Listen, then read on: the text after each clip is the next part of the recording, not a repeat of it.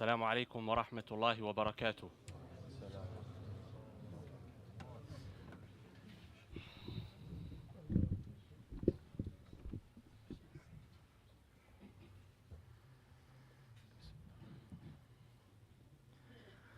الله أكبر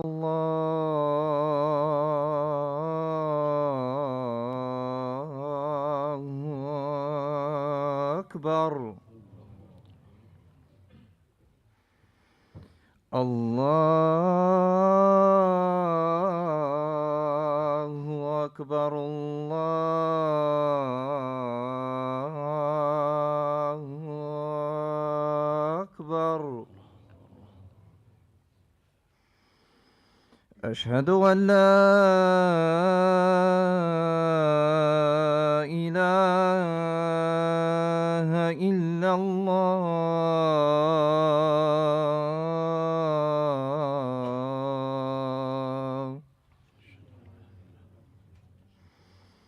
أشهد أن لا إله إلا الله.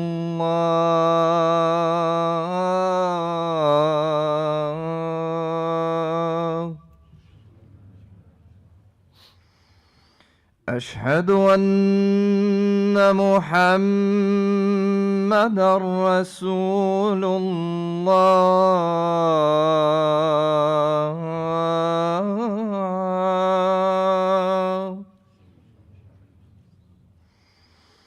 أشهد أن محمدًا رسول الله.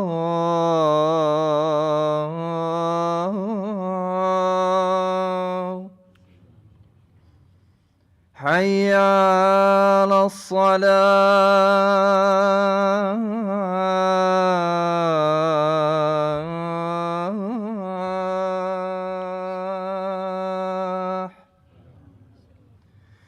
حي على الصلاة.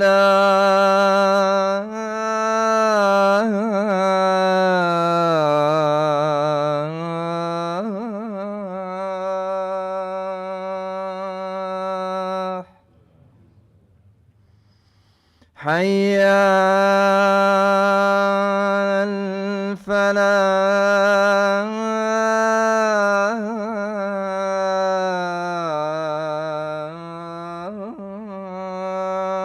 الفلاح. حي على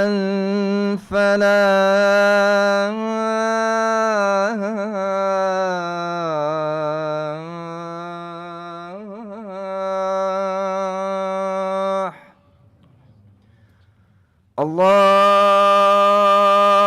الله أكبر الله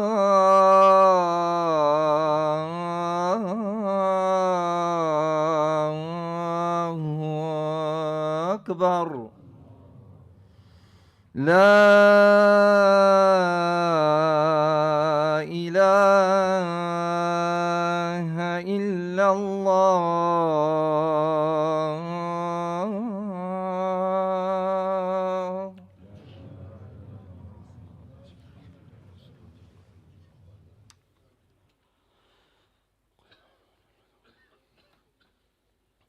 إن الحمد لله نحمده ونستعينه ونستغفره ونعوذ بالله من شرور أنفسنا ومن سيئات أعمالنا.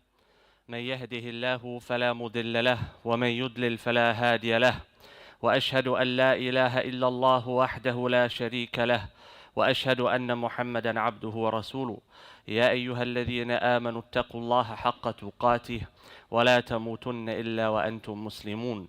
أوصيكم ونفسي بتقوى الله، فإن الله تعالى مع المتقين. وبعد. To continue with the conversation that was started over the last few weeks from this minbar, and we discussed the concept of time and the value of time and the way we use time. And we mentioned that there is a common statement that we hear and perhaps we may use, whether we use it lightly or we use it with true belief in its meaning. You may hear some, they say, time is money. But we as Muslims, we should say, time is worship. Allah subhanahu wa ta'ala, He swears by time. He says, wal asr, by time.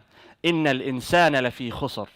Mankind in its entirety is at a loss. Illa alladhina amanu wa amilu salihat. Except for those who have iman, belief, and they follow that belief up with amal, action.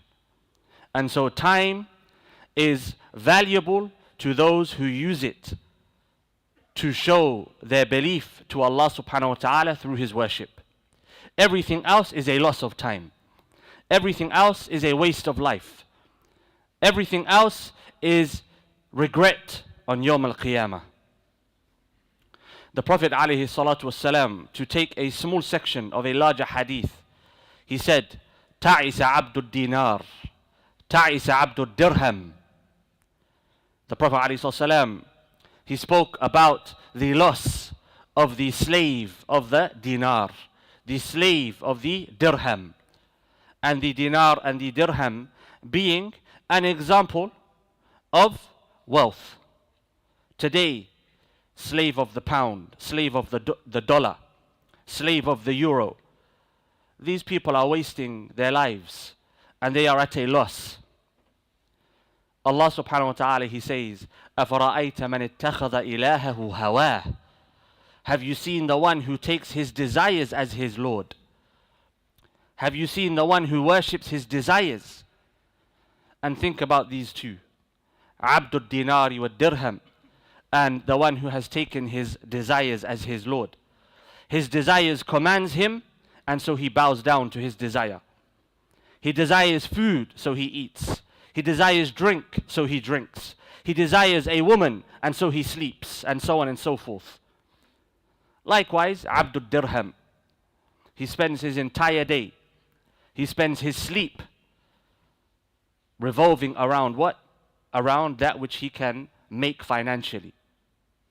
This person is a slave to his pocket and to the pocket of others. The person who thinks about the dunya and wealth and desires becomes enslaved to those things.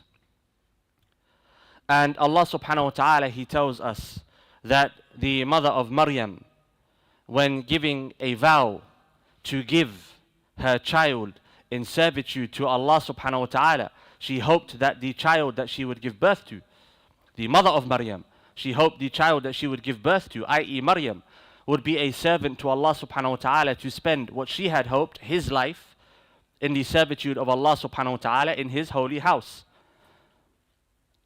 And when she asked Allah subhanahu wa ta'ala, or when she made that vow, she used a word which can be seen to be liberated, free.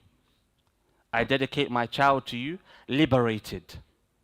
Why so? Because the person who worships Allah subhanahu wa ta'ala is the only true liberated person. The person who spends his or her life in the servitude of Allah subhanahu wa ta'ala is the only person who truly tastes freedom and liberation in this dunya. Everyone else, they are enslaved. Everyone else, they bow down to something. And today, the God that has been placed in front of many is the pound or the dollar. And in fact, when you think about it, our entire culture today revolves around the pound or the dollar. Films are made, music conducted, books written that revolve around this concept of trying to acquire the best life you can get. What is that best life? Financial comfort. The ability to enjoy the pleasures that you desire whenever you desire them. But Allah subhanahu wa ta'ala rebukes these people. Allah subhanahu wa ta'ala looks down upon these people. The Prophet alayhi salatu salam did not speak well of such a person. The person who places the pound or the dollar in front of him every single day, he wakes up and what's his main concern? How much money I'm earning, how much money I can earn. What career am I going to have or am I in? If I have something, I want something better, I want something greater. And even if he spends time studying for the sake of Allah subhanahu wa ta'ala or worshipping Allah subhanahu wa ta'ala, it becomes secondary. The latter revolves around the former, whereas it should be the former revolving around the latter.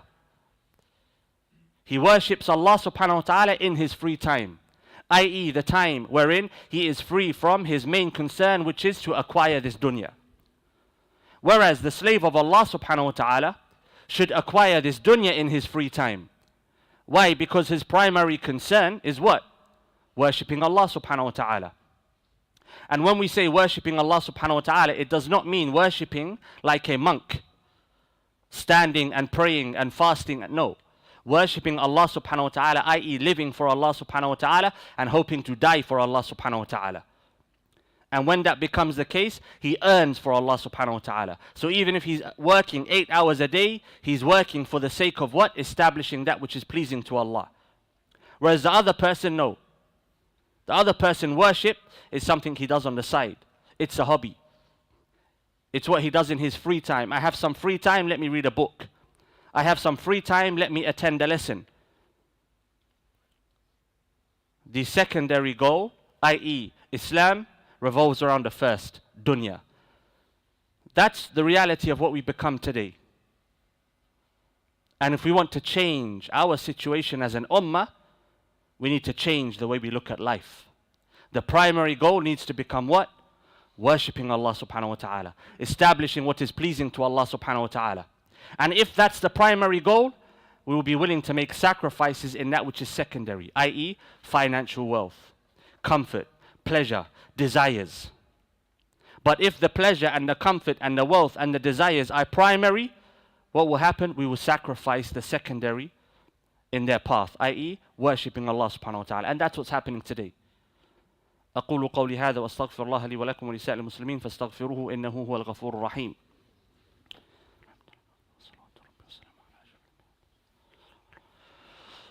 الحمد لله وحده وصلوات ربي وسلامه على أشرف الأنبياء ومن تبعه وبعد. When we look at halal, we look at the components that are considered to be halal. But do we look at the machine and ask if the machine itself is halal? We don't look at lifestyles and consider the halal of the lifestyle. We consider the halal of the components that make up the lifestyle. If I'm eating a lot, but it's halal, alhamdulillah. What about the lifestyle of eating a lot? Is that itself halal? If I'm living the life of glitz and glamour, big watches and fast cars, but I've earned them through halal, alhamdulillah, it's halal. But what about the lifestyle itself, the glitz and the glamour? Is that a halal lifestyle? I get married to multiple women, and I have kids all over the place, and I'm not giving them their dues. I married them in a halal way, nikah, witnesses, imam. The process may have been halal, but is the lifestyle itself halal? We become caught up. We are speaking a language using foreign letters. We're using the letter of halal to speak the language of haram. Living a haram lifestyle using halal components. Why? Because our concerns are mixed up. Rather than being concerned with Allah subhanahu wa ta'ala and establishment of what is pleasing to Allah subhanahu wa ta'ala, we are concerned and we are wasting our time in what? Establishing that which we desire in this life, running after the dunya. And the dunya looks different per person. It's not just money. It could be desires of the stomach, of the private part, of the pocket, of status, of ego. Name your poison, there are many. The point is, we need to change the way we look at this life if we want to see change in life itself. We have the ability to make a massive change on the face of this earth. But in order to achieve that, we need to change the way we look at life itself. May Allah subhanahu wa ta'ala grant us the ability to see that which is pleasing to Him and to see that which is displeasing to Him so that we can stay away from it. اللهم صل على محمد وعلى آل محمد كما صليت على إبراهيم وعلى آل إبراهيم إنك حميد مجيد. وارض اللهم عن أبي بكر وعن عمر وعن عثمان وعن علي وعن سائر الصحابة أجمعين. اللهم تب علينا واعف عنا واستعملنا ولا تستبدلنا يا رب العالمين. اللهم انصر إخواننا في فلسطين، اللهم انصرهم نصرا مؤزرا، اللهم ارفع رايتهم، اللهم سدد رميهم يا مجيب الدعوات، اللهم ألف بين قلوبهم واستعملنا في نصرتهم. وأقم الصلاة.